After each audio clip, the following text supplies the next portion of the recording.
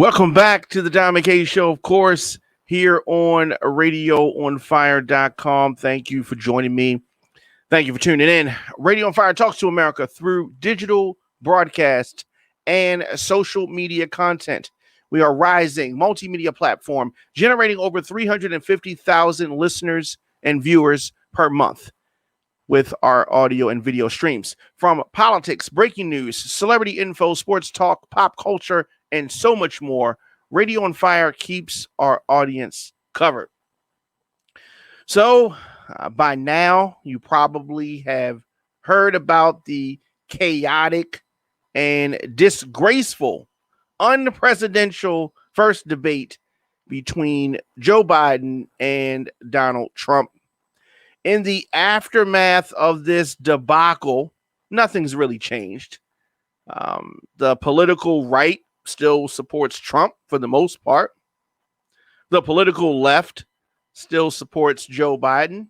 The media has been hard on Chris Wallace for his handling of the debate. It was difficult to do. It's easy for you to sit back Monday morning quarterback. You know, you say, oh, quarterback could have did this. Why didn't he just throw that? The next guy was open, right? That's what a lot of people are doing with Chris Wallace. It was very difficult to do. I don't know if you've ever moderated something before, but it's hard to do. And when you have somebody that's combative like Donald Trump, who doesn't want to participate in the same way, he didn't learn the facts, and he just wants to cause confusion like a juvenile. It is hard to do. What happened last night was not normal. It was unsettling. It should not be tolerated under any circumstances. America is being run by a bigoted lunatic. That was clear and evident, but we already knew that. We saw an American president threaten violence if he does not get the desired result of the election. He told supporters to storm Philly polls so they can watch. There was a lot. America is in this mess because Republicans let, as Joe Biden put it, this clown go unchecked. Why? Because of party politics. At some point, Republicans, the political bargains, the judges, the tax breaks, the excuse making have got to come second, and the country's got to come first at some point in time. The people who have enabled Trump should be holding their heads in shame. America is teetering on the verge of a disaster story. For years, Republicans in Congress have folded time after time because they were too afraid to challenge Trump when he went too far. He bullied all of them, made them bend the knee like this was Game of Thrones or something. Trump has pushed the American political system to the limit. It's like hanging on some strings. Here's what he is. He's a marketer, a bad businessman who has no shame. Trump is threatening to distort the results of this election. If he loses, the president has been laying the groundwork for challenging the will of the American people before the first votes were even cast. Trump's strategy is dangerous. And let me tell you why. In the event that democracy holds and Trump's dark desires of stealing this election are unsuccessful, the blueprint has been laid for others with more polish, more style, to follow his path of dishonesty. If we allow candidates, Democrats or Republicans, to challenge the results of an election simply because they lost and they're mad about it, thereby ripping the decision from the American people and sending it to some court that has been leveraged and packed with their cronies or like-minded judges, if we allow this to happen, then we cease to have a republic that is by the people and for the people. Let me know your thoughts in the comment section. Of course, Instagram, Facebook, Twitter, LinkedIn, TikTok, at the Diamond K Show, at Radio on Fire. We're going to take a quick break, and I'll be back with more of the show after this.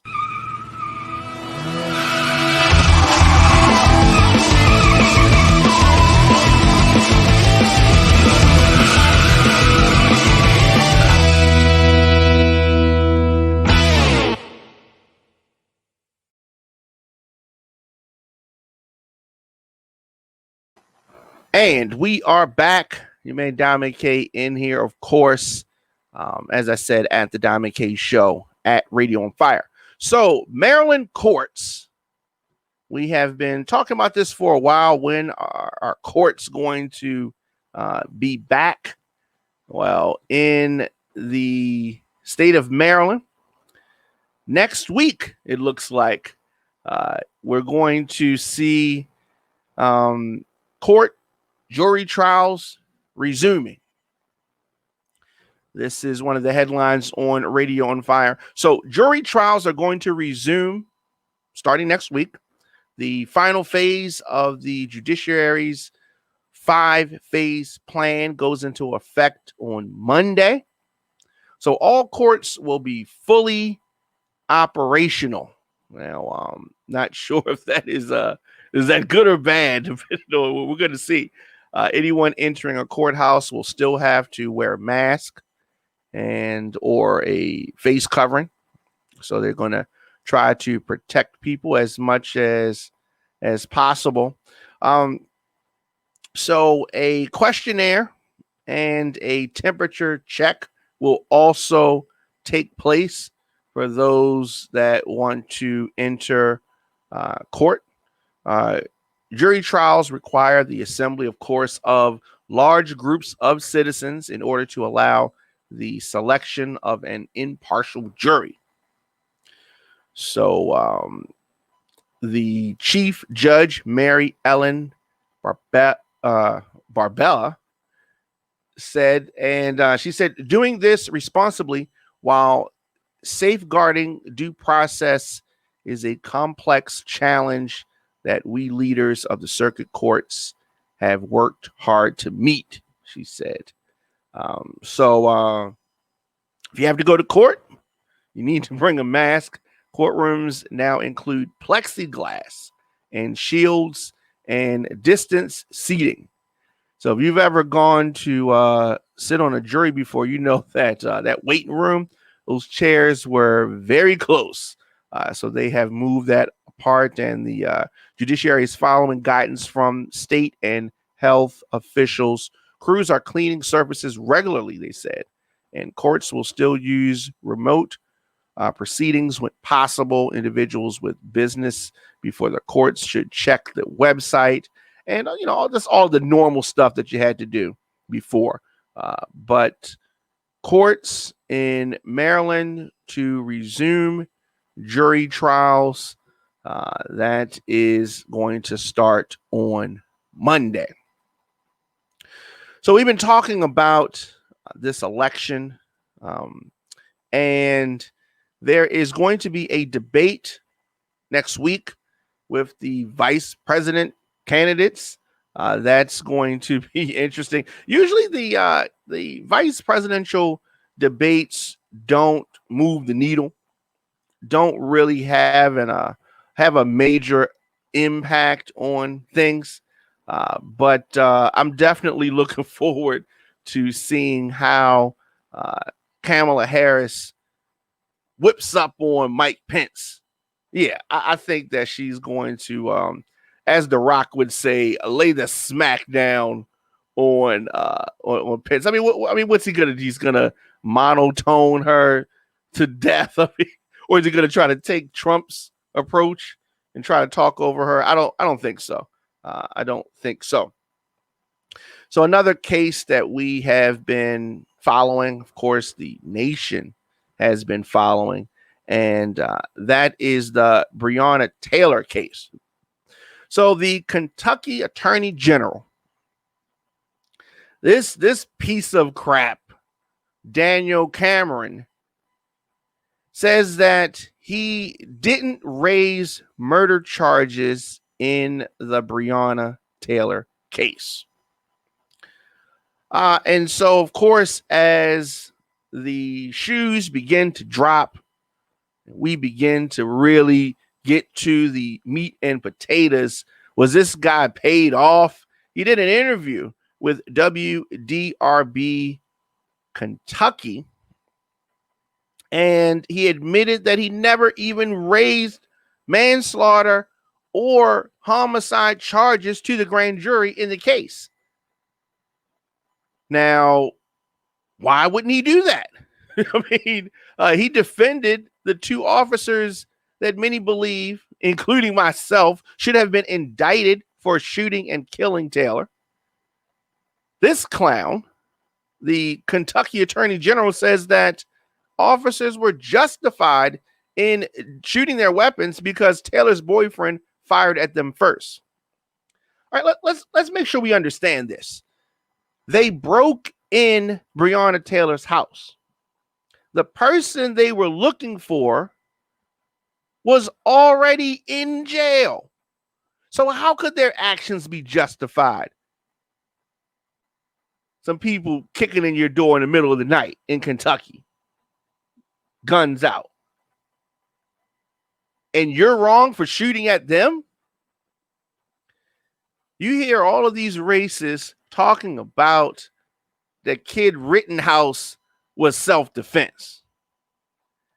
How can you call the crap that Rittenhouse did self-defense and not call what happened in this Breonna Taylor case self-defense for these citizens in their house? Well, anyway, Cameron says that the charge that we could prove at trial beyond reasonable doubt was for wanton endangerment. Really? This guy is a pathetic case. This is when I think about Black Republicans, this is the type of person that you see. This type of guy. And he says that the officers were fired upon and were justified in returning fire. They kicked in the door of this house in the middle of the night.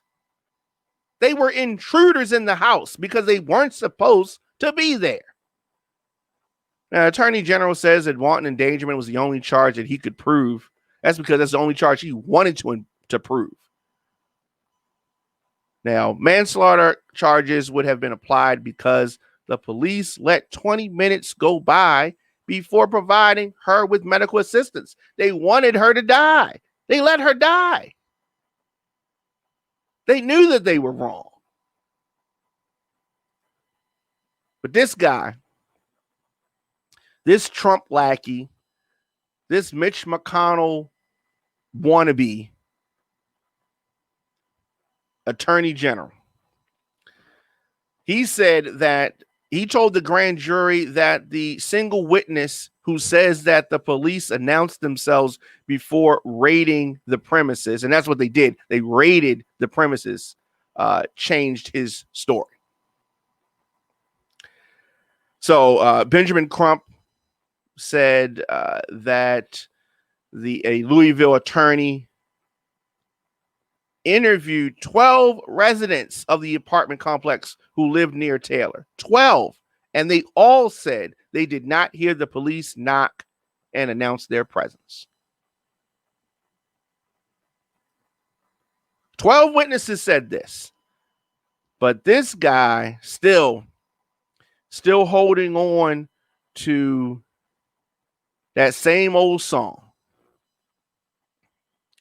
The only officer indicted and charged with three counts of first-degree wanton endangerment for firing into the neighbor's house. If they're not two different groups of laws for citizens and officers. I mean, if you still believe that it's all good with regards to this, that's just, you don't want to see. You don't want to see what's going on. Definitely let me know your thoughts in the comment section. Instagram, Facebook, Twitter, LinkedIn, TikTok at The Diamond K Show, at Radio on Fire. And as we hit the month of October, the Baltimore Health Commissioner has warned against not only trick-or-treating, but Halloween parties as well. So we're going to talk about that and more after this.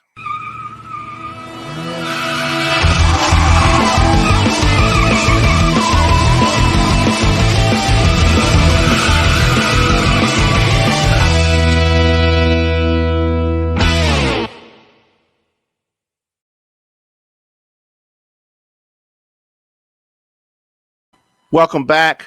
Diamond K in here, of course. RadioFire.com, thediamondkshow.com. Now, however you're hearing this, make sure you hit the subscribe button, hit the share button, hit the like button. Halloween is not canceled, but in Baltimore, the health commissioner is urging residents to be responsible. When you think of October, you definitely think of Halloween. Typical activities like trick-or-treating and haunted houses, not advisable this year. And they definitely present an elevated risk of disease transmission. Right? Instead, the health commissioner said that Baltimoreans should consider having a movie night or carving pumpkins at home with immediate family. Those who dress up for Halloween should also keep COVID-19, the coronavirus, in mind. Costumes should find, you should wear something that doesn't require a mask so you can wear your face covering. It's just tricky to do that, right? Any candy, of course, should be handed out with tongs to avoid contact. It's just a very dangerous time. Things are definitely different than normal. So definitely want to make sure that people are aware of that. Also in Baltimore, MTA is halting plans for local bus cutbacks. And we talked about the many challenges that Maryland's Transit Administration is facing. And after criticism from riders and local officials, MTA is putting a hold on the planned cutbacks of bus service. Service reductions on commuter bus and MARC lines are going to still go forward. But as Marylanders continue to work from home and limit their use of the transit system, ridership in the fourth week of September was low on all MTA services. MARC ridership was down 89% compared to the same point last year. And commuter bus ridership was down 87%. The local bus is down 51% with their ridership. So they are making some changes, but they're not going to stop the bus. They were going to do some major cuts to the bus services. So I mean, this is affecting everybody. This is not, as the president tries to say, everything's just fine and the economy's bounced back. No, it has not. It has not. And as things continue to get worse, you're going to continue to see the effects of this. A lot of small businesses taking a major hit. Major hit. Last thing I want to talk about before we get out of here, the debate commission is saying that it's going to make some changes to the format because people are not going to want to watch a debacle again like we saw last night. The presidential debate committee says that it will soon adopt some changes to the format to avoid a repeat of the disjointed, chaotic meeting between Trump and Biden. And they said earlier today that they want to make it clear that additional structure will be added to the format of the remaining debates to ensure an orderly discussion of the issues. So one possibility is giving the moderator the ability to cut off the microphone of one of the debate participants while the other is talking. I mean, we're talking about adults and we have to do this. But according to people familiar, that's just one of the things. And when I have guests on the show sometimes and people are over talking to each other, I sometimes have to mute people. So, I mean, it's not completely unheard of, but they haven't done this before. But, somebody like Trump, he's still going to probably talk and may bleed over into Biden's microphone. Do we have to put them in a plexiglass or something like that? But Chris Wallace was struggling to maintain control during that 90-minute debate. And frankly, it was hard to watch. It was hard to watch. So I would like to see somebody's mic get cut off. I was saying cut his mic off, yelling at the screen at different points in times for those that watched with us last night.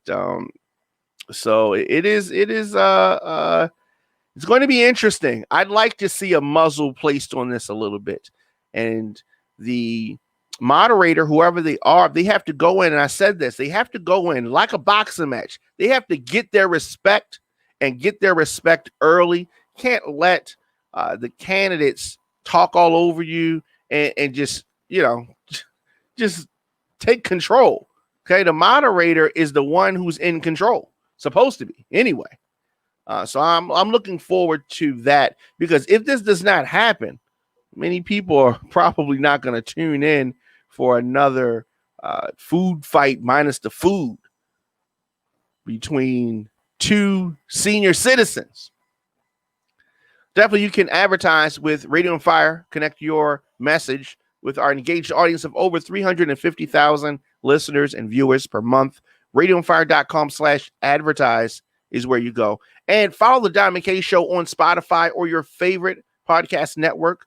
New programs drop daily on RadioonFire.com and the DiamondKShow.com.